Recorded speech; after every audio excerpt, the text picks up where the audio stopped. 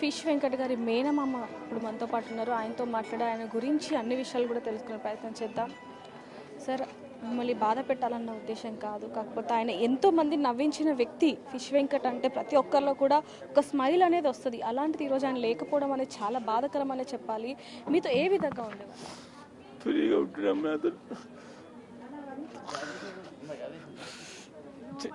చిన్నప్పటి నుంచి నాతో చాలా ఫ్రీగా ఉంటుండే. నేను ఆర్మీలో ఉన్నప్పటి నుంచి నేను లీవ్లు వచ్చినప్పుడల్లా ఆయనతో నాకు టైంపాస్ ఉంటుండే. అంటే ఫిష్ అనేది కూడా ఫిషెస్ అమ్ముతూ చేపలు అమ్ముతూ కూడా ఇండస్ట్రీలో వెళ్తూ అసలు ఆయన ఎంత గొప్ప వ్యక్తి అనేది మనందరికీ కూడా తెలుసు. దాదాపుగా పెద్ద పెద్ద హీరోలతో ఆయన వర్క్ చేస్తారు, అన్నీ కూడా తెలుసు.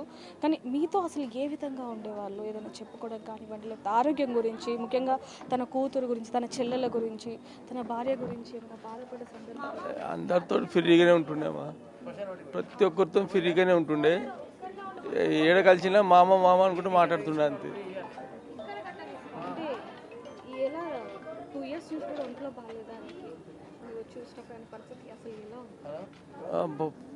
లాస్ట్ టైం కాళ్ళకు అయినప్పుడు కూడా మేము చూసాము, అప్పుడు కూడా చాలా సంజాయించాము.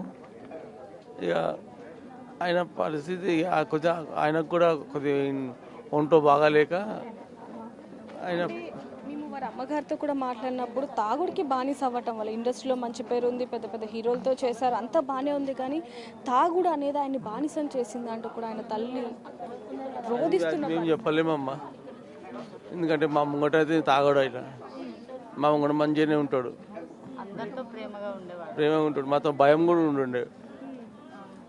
తాగుడు విషయం మేము ఏం చెప్పలేము, ఎందుకంటే మాతో ఎంత ఫ్రీగా ఉంటుండే అంటే అంత తాగకుండా మంచి మాట్లాడుతుండే. మంచి వ్యక్తిని కోల్పోయిందని చెప్తున్నాం.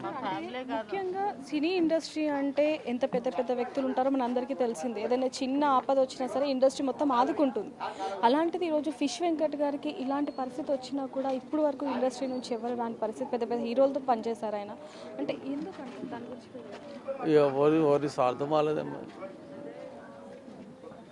వాళ్ళ గురించి మేము చెప్పలేము, వేరే వాళ్ళ గురించి.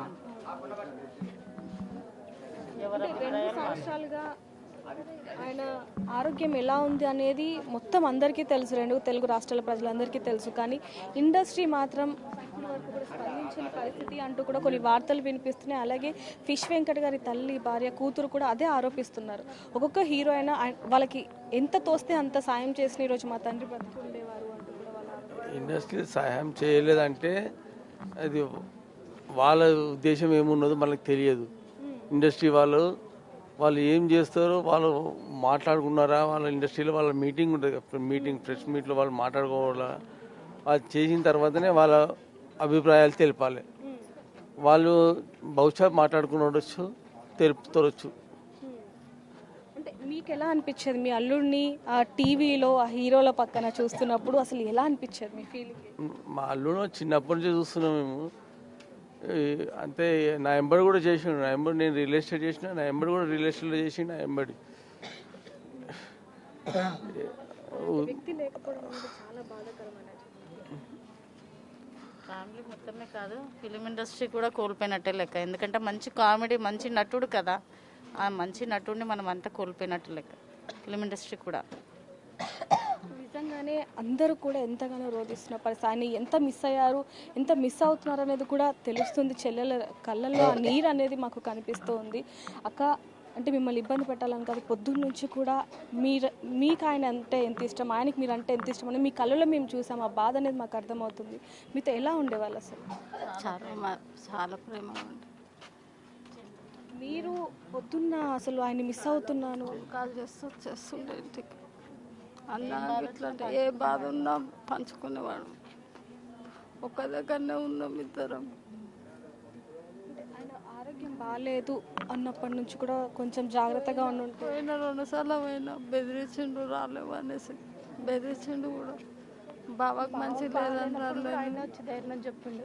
మా ఆయనకు మంచి లేకపోతే కూడా 2-3 సార్లు ఆయననే ధైర్యం చెప్పిండు. నేనున్నా బేట, ఏడున్నా చూపెడతా, నాకు ఒక ఫోన్ చేయి చాలు అన్నాడు. వచ్చిండు, చూపెడుతుండే కూడా అట్లా. 7 గంటలకి తీసుకుపోతుండే, డాక్టర్ల దగ్గర తీసుకుపోయి డాక్టర్లతో కూడా మాట్లాడుతుండే. మీతో ఎంత బాగుండే వాళ్ళు అనేది మాకు పొద్దున్న అర్థమైంది. ఎందుకంటే మీరు ఆయన్ని అంటే ఇంకా నేను చూడలేను పొద్దున్న నుంచి మా అన్నని నేను ఇంకా చూసుకోలేను అనే బాధ మీ మాటల్లో మీ కళ్ళల్లో మాకు అందరికీ కూడా కనిపించింది. మేమే అసలు చూడలేని పరిస్థితి. చాలా ఉంది, నన్ను మస్తు లైక్ చేస్తాడు. సొంత అక్క కూడా తిడుతుండే, ఆలోచనలు మస్తు లైక్ చేస్తాడు నన్ను. మా అన్నను మళ్ళీ చూడలేను నేను, అది బాధ అవుతుంది నాకు.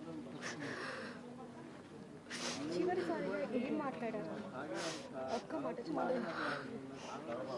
వచ్చినవా అన్నాడు, వచ్చిన అన్న వచ్చినవా బావ ఎట్లుండు అన్నాడు, మంచిగా ఉండు అన్న. లేసి కూకున పెట్టి అన్నాడు, కూకున పెట్టించిన. నీళ్ళు తాగిపోయమన్నాడు, నీళ్ళు కూడా తాగిపించి అంతే. లాస్ట్ మాట కదా ఇక ఏమన్నా తింటావా అన్న అంటే ఉప్మా ఉప్మా అన్నాడు. అంత కళ్ళు మూసిండు. ఉప్మా అన్నాడు, కళ్ళు మూసిండు అంతే. ఆయనకి బాగా ఇష్టమైన కర్రీ ఏంటమ్మా మీ చేతులతో మీరు వండి పెట్టినది? అన్ని తింటుండే ఇష్టంగానే. మిమ్మల్ని ఎందుకు ఈ ప్రశ్న అడుగుతున్నానంటే మీరంటే ఆయనకి చాలా ఇష్టం, ఆయన అంటే మీకు చాలా ఇష్టం కాబట్టి.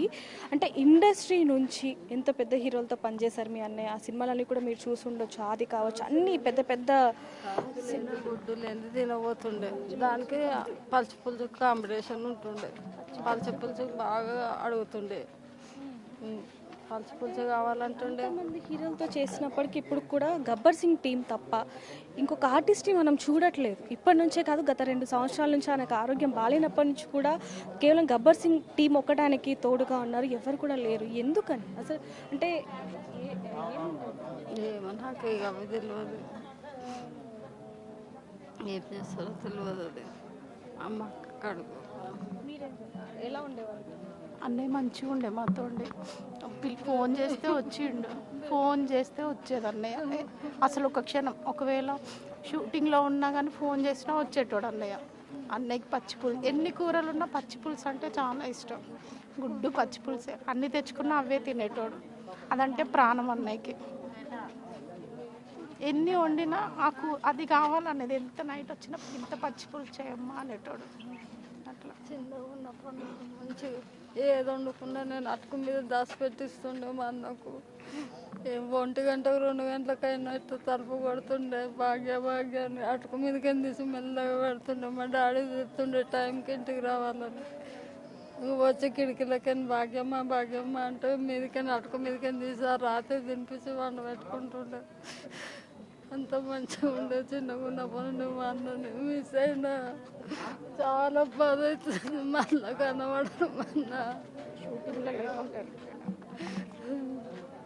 చూడొచ్చు ఆ చెల్లెల ఆవేదన. రేపటి నుంచి నేను మా అన్నయ్యని చూడలేను అన్న బాధ వాళ్ళ మాటల్లో వాళ్ళ కళ్ళలో మనందరికీ కూడా తెలుస్తూనే ఉంది. ఇప్పుడిప్పుడే ఆయన సన్నిహితులు కావచ్చు, ఆయన స్నేహితులు కూడా అందరూ కూడా ఆయన్ని చివరిసారిగా చూడడానికైతే ఇక్కడికి వస్తున్న పరిస్థితి. ఆ కుటుంబానికి కూడా ధైర్యం ఇస్తున్న పరిస్థితి అని చెప్పొచ్చు. మేము ఎప్పుడు మీకు తోడుగా ఉంటామంటూ కూడా ఆ కుటుంబానికి చెప్తున్న పరిస్థితి కనిపిస్తుందని చెప్పొచ్చు. ఏదైనప్పటికీ సినీ ఇండస్ట్రీ అలాగే ఒక మంచి కమెడియన్ని కోల్పోయిన పరిస్థితి కనిపిస్తుంది. ఒక చెల్లెలకి ఒక అన్నయ్య కోల్పోయిన పరిస్థితి కనిపిస్తుందని చెప్పొచ్చు. ఆయన ఆత్మకి శాంతి చేకూరాలని, అలాగే ఆయన కుటుంబానికి మనోధైర్యాన్ని ఇవ్వాలని కూడా మనం ఆ దేవుని ప్రార్థిద్దాం. అనేక వీడియోల కోసం చూస్తూనే ఉండండి బిగ్ టీవీ.